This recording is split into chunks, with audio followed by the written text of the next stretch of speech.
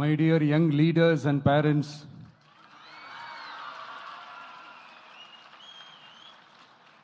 என் நெஞ்சில் குடியிருக்கும் உங்க எல்லாருக்கும் என்னுடைய வணக்கம் வணக்கம் வணக்கம் வணக்கம். Yes, young leaders and parents எல்லாரும் எப்படி இருக்கீங்க?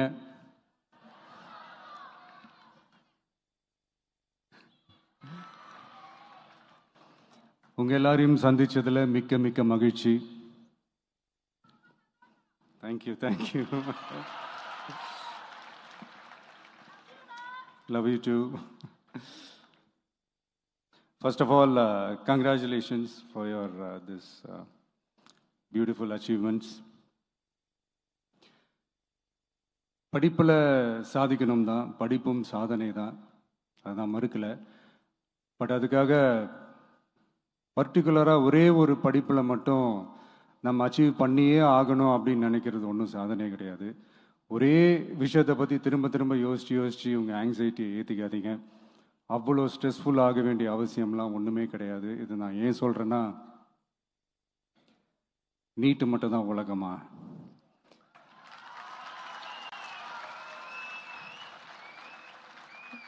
நீட்டை தாண்டி இந்த உலகம் ரொம்ப ரொம்ப பெருசு. அதில் நீங்கள் சாதிக்க வேண்டியது பல விஷயங்கள் இருக்குது. அதனால் இப்போவே உங்கள் மைண்டை ரொம்ப ஸ்ட்ராங்காக வச்சுக்கோங்க, டெமோக்ராட்டிக்காக வச்சுக்க கற்றுக்கோங்க. ஏன்னா டெமோக்ரஸின்னு ஒன்று இருந்தால் தான் இந்த உலகமும் சரி, இந்த உலகத்தில் இருக்கிற எல்லா ஃபீல்டும் சரி, ஒரு ஃப்ரீடமாக இருக்க முடியும். அது மட்டும் இல்லை, ஒரு முறையான ஒரு டெமோக்ரஸி இருந்தாலே போதும், எல்லாருக்கும் எல்லாமும் ஈக்குவலாக கிடைக்கும். அதனுடைய ஃபஸ்ட்டு ஸ்டெப்பாக உங்கள் வீட்டில் இருக்கிற எல்லாருக்கிட்டையும் சொல்லுங்கள், அவங்கவுங்களுடைய ஜனநாயக கடமையை ஒழுங்காக செய்ய சொல்லுங்க.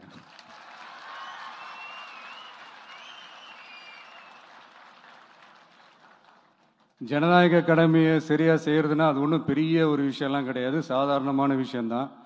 நல்லவங்க, நம்பிக்கையானவங்க, இது வரைக்கும் ஊழலே செய்யாதவங்க யாருன்னு பார்த்து தேர்ந்தெடுக்க சொல்லுங்க. அவ்வளோதான், ஆஸ் சிம்பிள் அஸ் தட். அதுதான் அந்த கடமை. நான் ஒரு 2 years பேக் இதே ஸ்டூடெண்ட்ஸ் ஃபங்க்ஷனில் நான் சொல்லியிருந்தேன், இந்த காசு கொடுத்து ஓட்டு வாங்கி ஜெயிச்சிடலாம்னு நினைக்கிறாங்க இல்லையா, அவங்கள அந்த கல்ச்சரே யாரும் என்கரேஜ் பண்ணாதீங்க, யாரும் காசு வாங்காதீங்க, உங்கள் பேரண்ட்ஸ்கிட்டையும் எடுத்து சொல்லுங்கன்னு நான் சொல்லியிருந்தேன். அதை அப்படியே ஃபாலோ பண்ணுங்க. ஆனால் நீங்கள் வேணா பாருங்க, அடுத்த வருஷம் என்ன நடக்க போகுதுன்னு. வண்டி வண்டியாக கொண்டாந்து கொட்ட போகிறாங்க. அது அத்தனையும் உங்ககிட்ட இருந்து கொள்ளையடிச்ச பணம் தான். என்ன பண்ண போறீங்க? என்ன பண்ணணும்னு உங்களுக்கு கரெக்டா தெரியும். அது நான் சொல்லிதான் புரிய வைக்கணும்னு ஒன்றும் அவசியம் இல்லை. அண்ட் மை டியர் பேரண்ட்ஸ், உங்ககிட்ட ஒரு சின்ன ரிக்வெஸ்ட். உங்கள் குழந்தைங்களோட விஷயத்தில் எதுவும் ஃபோர்ஸ் பண்ணாதீங்க, ப்ரெஷர் போடாதீங்க, எதுவும் இம்போஸ் பண்ணாதீங்க. ஃபர்ஸ்ட் ஆஃப் ஆல் அவங்களுக்கு என்ன பிடிச்சிருக்குன்றதை தெரிஞ்சுக்கிட்டு அதுக்கு ஏற்ற மாதிரி வழி நடத்துங்க. நான் டெஃபினட்டாக சொல்கிறேன், எத்தனை தடைகள் வந்தாலும் அவங்கவுங்களுக்கு பிடிச்ச விஷயத்தில், அவங்கவுங்களுக்கு பிடிச்ச துறையில் அவங்க கண்டிப்பாக சாதிச்சு காட்டுவாங்க.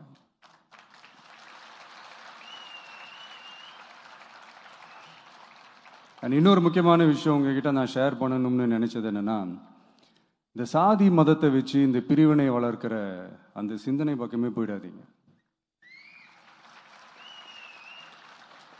அந்த சிந்தனை உங்களையோ இல்லை உங்கள் மைண்டையோ டிஸ்டர்ப் பண்ணுற அளவுக்கு அதை அலோவ் பண்ணவே பண்ணாதீங்க. விவசாயிகள் என்ன சாதி மதம் பார்த்தா பொருளை விளைய வைக்கிறாங்க? தொழிலாளர்கள் என்ன சாதி மதம் பார்த்தா பொருளை உற்பத்தியில் ஈடுபடுறாங்க? இவ்வளோ ஏன் இயற்கை அம்சங்களான வெயில் மழையில் சாதி இருக்கா, மதம் இருக்கா?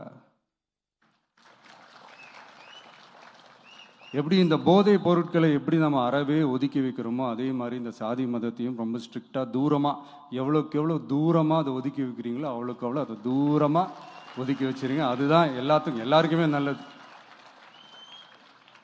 ஏன்னா இப்போ ரீசெண்ட் டைமில் பார்த்தீங்கன்னா, தந்தை பெரியார் அவர்களுக்கே சாதி சாயம் பூச ட்ரை பண்ணுறாங்க. ஒன்றிய சிவில் சர்வீஸ் எக்ஸாமில் கூட சாதி சாயம் பூசுற மாதிரி ஒரு கேள்வி ஒன்று கேட்டு வச்சிருக்கிறாங்க. இதையெல்லாம் வன்மையாக கண்டிக்கிறோம்.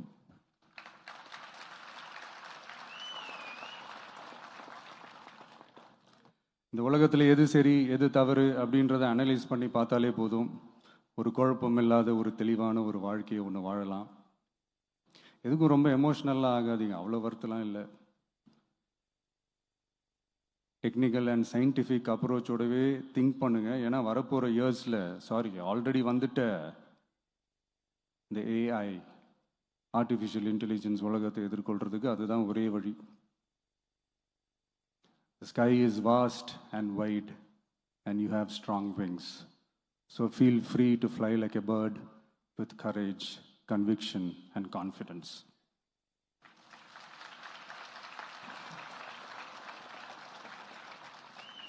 எவ்வளவோ பண்ணிட்டோம், இதை பண்ண மாட்டோமா?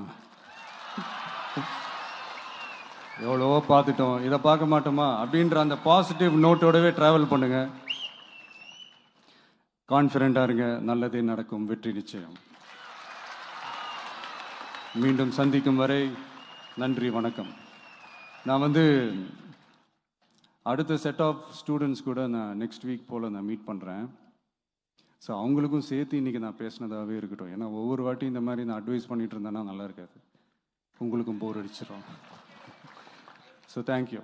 எல்லோரும் வாங்க, மீட் பண்ணுவோம்.